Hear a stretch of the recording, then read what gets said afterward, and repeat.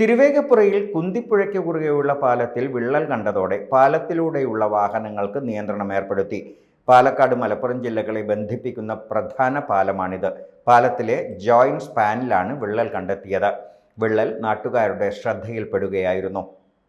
വിള്ളൽ കണ്ടതോടെ കൊപ്പം പോലീസിലും പഞ്ചായത്തിനെയും പൊതുമരാമത്ത് വകുപ്പ് അധികൃതരെയും വിവരമറിയിച്ചു.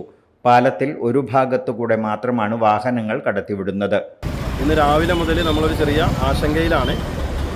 ചെറിയൊരു അപകടാവസ്ഥ നമ്മുടെ തിരുവേഗപ്പുറയിൽ നിന്ന് പാലത്തിലേക്ക് പ്രവേശിക്കുന്ന സ്ഥലത്ത് ഒരു ചെറിയ വിള്ളൽ കാണുന്നുണ്ട്. അതിൻ്റെ ബീമിലും അതുപോലെ തന്നെ പില്ലറിലും ആ ഒരവസ്ഥ നാട്ടുകാരായ ആളുകൾ കണ്ടതിൻ്റെ അടിസ്ഥാനത്തിൽ ഇപ്പോൾ നിലവിൽ തിരുവേഗപ്പുറ കൊപ്പം ഭാഗത്തേക്ക് പോകുന്ന വാഹനങ്ങളെല്ലാം ഒരു ദിശയിൽ മാത്രം, ഒരു വൺ വേ എന്നുള്ള രീതിയിലാണ് ക്രമീകരിച്ചിട്ടുള്ളത്.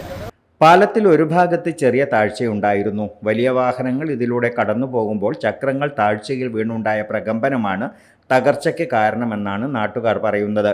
കുലുക്കം കാരണം ഈ ഭാഗത്തെ കൈവരിയും തകർന്നിട്ടുണ്ട്. സംഭവത്തെ തുടർന്ന് പാലത്തിലൂടെ വലിയ വാഹനങ്ങൾക്ക് നിയന്ത്രണം ഏർപ്പെടുത്തിയേക്കും.